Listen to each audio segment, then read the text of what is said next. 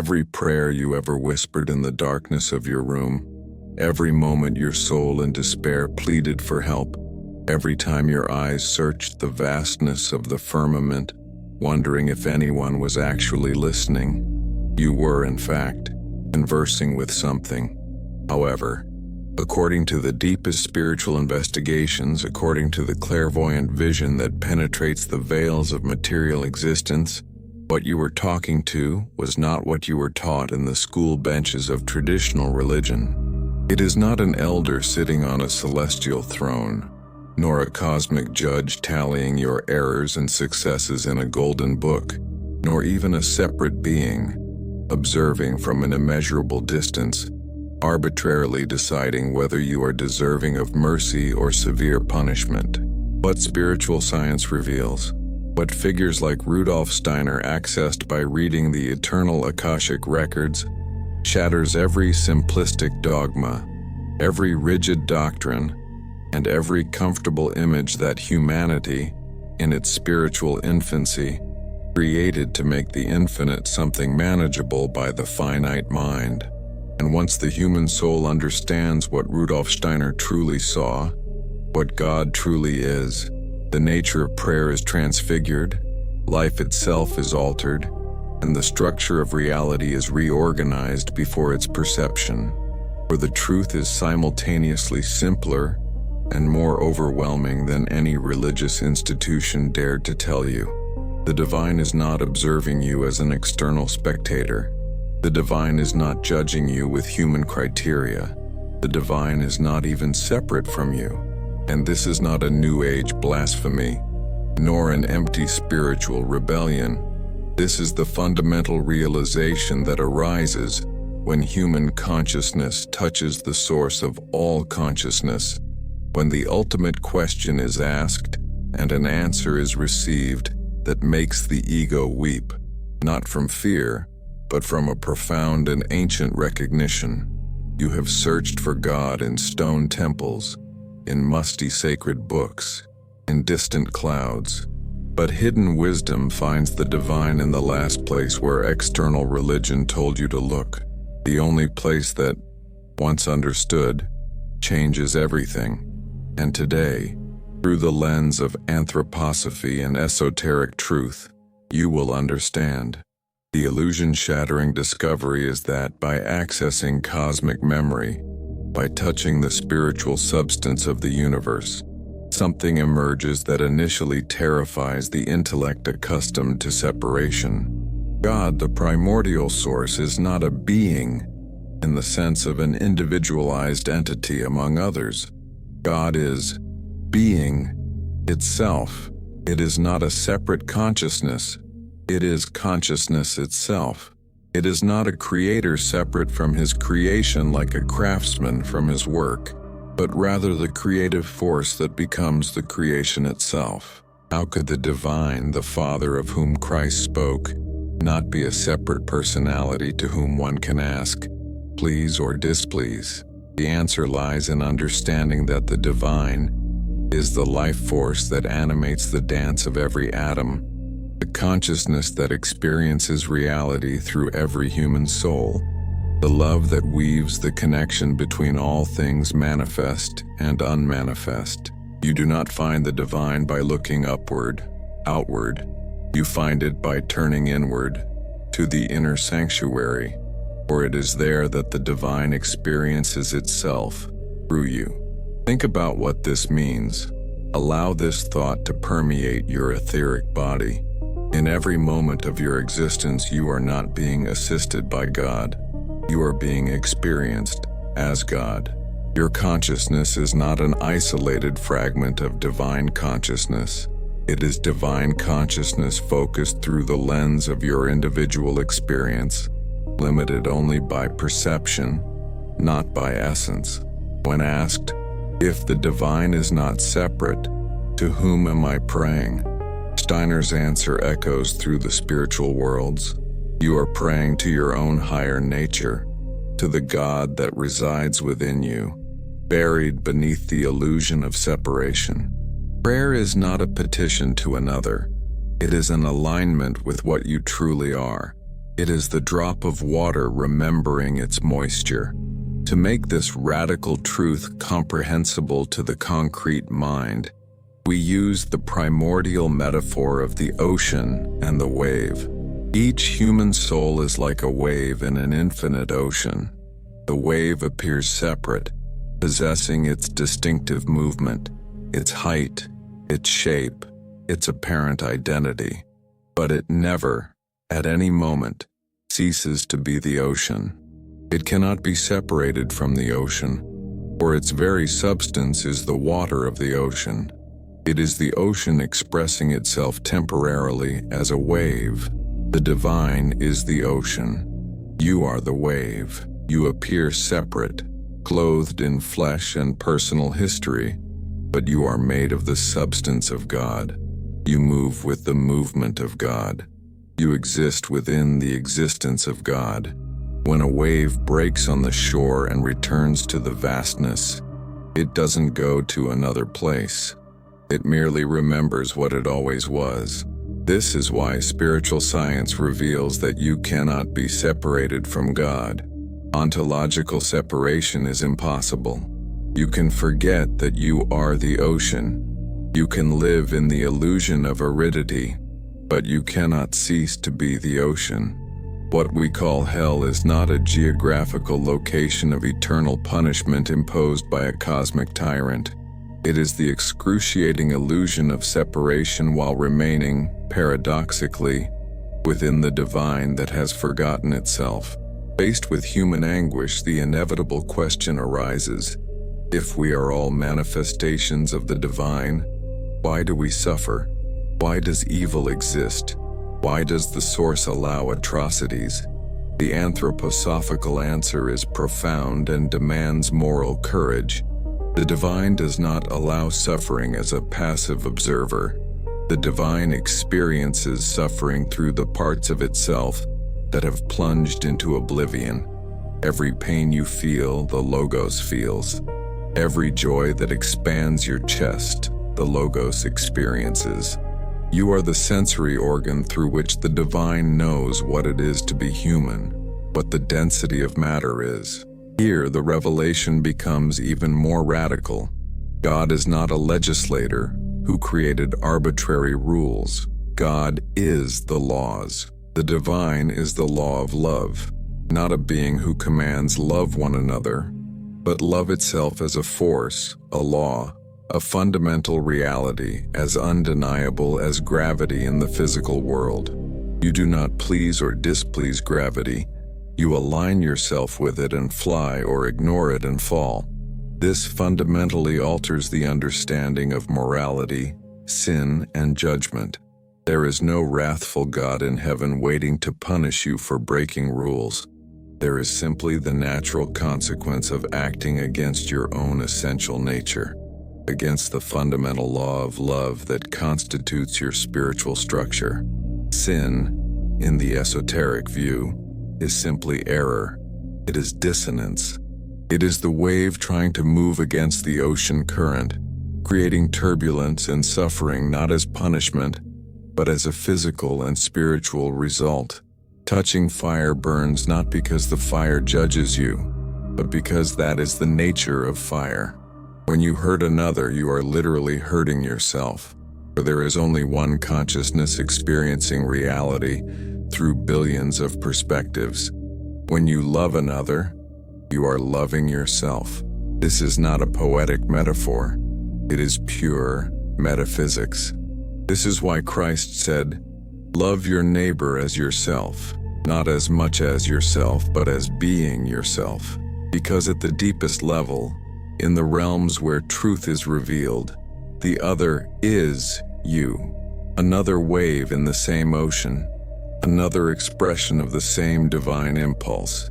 And here we touch upon the mystery of Golgotha and the figure of Christ. Rudolf Steiner, being an esoteric Christian, revealed that Christ was not merely the only begotten Son of a separate God, sent to appease paternal wrath. Christ was the first wave to fully remember that it was the ocean, while still maintaining its wave form, while still walking on the dusty land of Palestine. Christ is the pattern, the archetype, the prototype of future humanity, the first to attain complete divine consciousness, the I Am consciousness, within human form. Not the only Son of God to be worshipped in exclusion, but the elder brother, showing all waves how to remember their oceanic nature. This does not diminish Christ. On the contrary, it elevates the understanding of his true deed. He did not come to be worshipped as the unattainable exception, but to be followed as the living example. You will do greater things than these, he said. Why?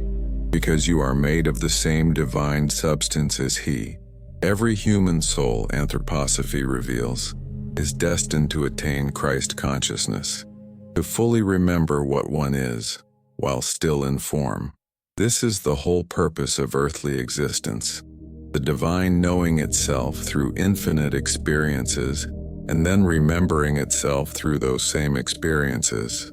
When theologians challenge this view, calling it pantheism, saying that it would imply that everything is God, the answer from hidden wisdom is subtle.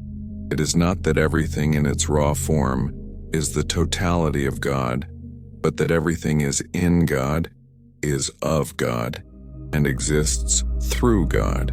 The divine is more than the sum of creation, just as your thoughts exist within your mind, but do not compose the totality of who you are. But what about the personal relationship? Many feel an intimate relationship with the Creator. The revelation continues. Yes, because the infinite can be personal. The ocean can focus like a wave. The whole can commune with the part. You can have a personal relationship with God because God is the person with whom you are relating. He is on both sides of the conversation. This is the ultimate mystical paradox. The divine is totally transcendent and totally immanent, completely beyond the most distant stars and completely within your next heartbeat. When you pray, you are not sending messages through the vacuum of space to a distant deity. You are aligning your wave consciousness with ocean consciousness. You are tuning into the frequency. Prayer does not change God's mind, for God does not have a mind separate from all minds. Prayer changes your mind, aligning it with the divine mind that you already are, but have forgotten. That feeling of presence, of profound peace felt in true meditation or fervent prayer, is not God visiting you as a guest. It is you recognizing the God that you have always been. The peace that surpasses all understanding does not descend from above. It emanates from within when you stop creating the turbulence of separation. And then, we confront the problem of evil. If we are all divine essence, why the darkness? Why would the ocean create storms to destroy its own waves? Rudolf Steiner teaches us that the divine did not create evil as a positive substance. The divine created free will, and free will created the possibility of evil. In order for the divine to fully know itself as love and freedom, it had to create the possibility of non-love, of non-freedom. Light can only know itself as light if there is the possibility of darkness for contrast.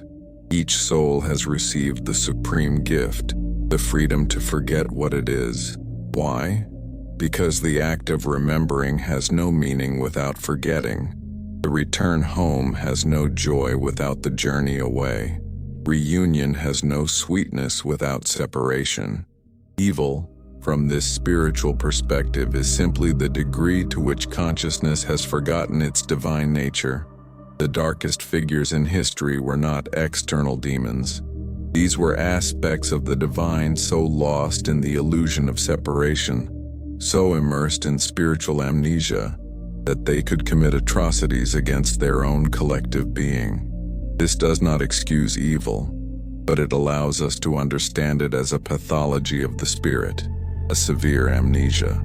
It is the wave believing itself to be so separate and superior that it tries to destroy other waves, without realizing that they share the same base. But here lies the eschatological hope. No soul can remain lost forever. Every wave eventually returns to the ocean. Every prodigal son invariably returns home. It may take ages, countless incarnations, purifying sufferings, but every divine spark eventually remembers its origin.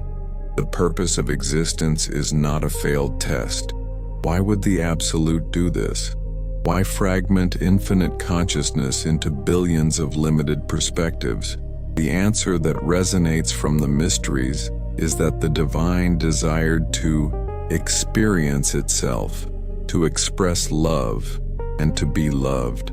But how can the infinite experience anything if it is already everything?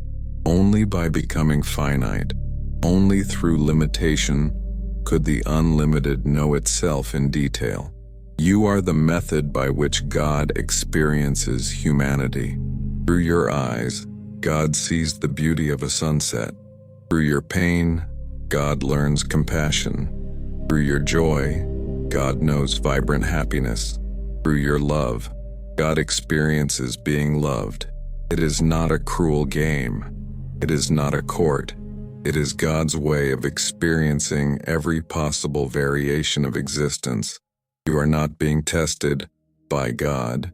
You are God, testing the boundaries of experience and consciousness. Every life is sacred not because an external God values it, but because every life is, literally, the divine living. And what about the mysteries that have haunted humanity since the first man saw a lifeless body? What about heaven and hell? If there is no separate judge on a throne of clouds, what awaits us beyond the threshold of death? Steiner's spiritual investigations and Casey's readings converge on a liberating truth. Heaven and hell are not geographical locations. They are not coordinates on an astrological map. They are states of consciousness. These are degrees of remembrance or forgetfulness. Heaven is the consciousness that is fully awakened to its divine nature, experiencing the beatitude of unity while maintaining the precious individuality it has gained. Hell is the consciousness that remains stubbornly convinced of its separation, locked in the solitary cell of the ego, experiencing the agony of an isolation that, in the objective reality of the spirit, does not exist. After the transition we call death, the soul gravitates by a law of magnetic affinity toward the level of consciousness it cultivated in life. Like attracts like. Those who molded their inner being with the substance of love find themselves in realms woven of love. Those who lived entrenched in fear, hatred, and selfishness find themselves in realms that reflect that same vibration, not as a punishment imposed by a vengeful God, but as a natural consequence, as inevitable as one's image reflected in a mirror. You go where your consciousness resonates. But here lies the great hope that the religion of fear has obscured. Hell is not eternal. How could it be? Oblivion cannot last forever in the face of the light of truth. The fire of hell is merely the burning of the ego being consumed by the truth it tries to deny. Eternal damnation is a metaphysical impossibility. How could the divine condemn a part of itself to endless suffering? That would be cosmic self-mutilation. The prodigal son always returns, for home is the only thing that truly exists. The shadows pass, the light remains. Understanding what God truly is radically transforms the act of prayer. You cease begging favors from a celestial potentate. You stop trying to change God's mind. A futile task, for the divine will is immutable in its benevolence. True prayer, in the esoteric sense, is recognition. You are not asking. You are tuning in. You are recognizing the God within yourself and the God within the other. You are aligning the will of the wave with the will of the ocean. When you pray for healing, you're not asking for external intervention. You are activating the divine healing force that already resides in the architecture of your being. When you pray for guidance, you are simply silencing the noise of the intellect to hear the wisdom of your own higher self. This is why gratitude is the most potent form of prayer. Supplication reinforces the illusion of lack. Gratitude acknowledges the truth of infinite abundance. The Our Father is not a list of requests. It is a series of mystical affirmations of alignment. Thy will be done is not servile submission. It is the lucid understanding that the divine will is your own deepest will, the one you would desire for yourself if you could see the whole picture. And what is the secret of meditation? This practice so misunderstood in the West. Meditation is not a technique for reaching a distant God. It is the method for dissolving the illusion that you were ever separate. In profound silence, the wave calms its agitation and feels the water. The boundary dissolves. You don't reach something new. You remember something old. The peace that floods the soul in deep meditation doesn't come from outside. It is your natural state, the fragrance of your own divinity when the turbulence of the ego ceases. As Rudolf Steiner warned, we do not meditate to escape humanity. The divine became human to experience humanity. We meditate to bring forth divine consciousness, insight from human experience, to spiritualize matter, not to escape from it. At the center of everything, pulsating like the heart of the universe, is love. But not sentimental love, not fleeting emotion. Love is a fundamental cosmic force. God and love, not loving, but the very substance of love. The force that holds atoms together, that draws souls to one another, that moves the sun and the other stars, is not nourished by God. It and God in action. When you love, you are not obeying a commandment. You are being God. Love is the ontological force of creation. It is more powerful than any illness, any karma, any curse, because love is the raw material of reality. But why forgetfulness? Why divine amnesia? Why aren't we born knowing? Hidden wisdom reveals that the veil of forgetfulness is intentional and merciful. If you knew from your first breath that you are infinite, you could not have the genuine human experience. You would not know overcoming courage, faith. You would not feel the emotion of discovery. You would simply, he would be the veil allows the journey. Amnesia is not a mistake. It is the starting point of the great adventure. God discovering himself through you. The soul's journey is cyclical, from unconscious divinity, through conscious humanity, to conscious divinity. The hero sets out, forgets, fights, wins, and returns transformed. And that brings us to Christos' inner self. Christ consciousness is not the monopoly of a historical figure. It is the evolutionary destiny of every human being.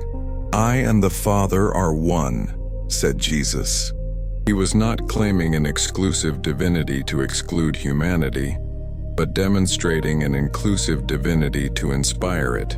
He showed what is possible when the wave knows, without a shadow of a doubt, that it is the ocean.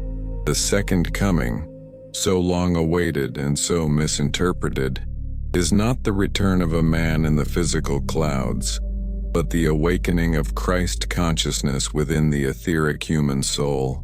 It is you remembering what you are. Miracles are merely the operation of higher laws that awakened consciousness can access. Does this destroy religion? Not at all. It fulfills it. Every religion is a finger pointing to the moon. Humanity has a habit of worshiping the finger and forgetting the moon. Christianity with its Trinity, Hinduism with its multiple aspects of the One, Buddhism with its fertile void, Islam with its submission to the Absolute, all are rivers flowing into the same ocean. They seem different because they run through different cultural terrains, but the water is the same. You and God are not two. So how does this change your life on Monday morning? First, the fear of God evaporates. You cannot fear what you are. Second, spiritual begging ceases. You assume the responsibility of co-creator. Third, the gaze upon the other is transfigured. The difficult colleague is God having an experience of conflict. The criminal is God lost in the labyrinth of forgetfulness. The saint is God remembering himself. Fourth, responsibility becomes total. You are not a puppet. You are the divine expressing itself through free will. And fifth, the fear of death dissolves. The form changes, the wave returns, but the water is eternal. The supreme revelation that Steiner and the masters of humanity wish us to understand is this: the seeker is the sought. The divine to whom you pray is the one who prays through your lips. The love you desperately seek outside is the love you are capable of generating within. You have never been abandoned, for abandonment is an optical illusion of the soul. You have never been judged. You have never been alone.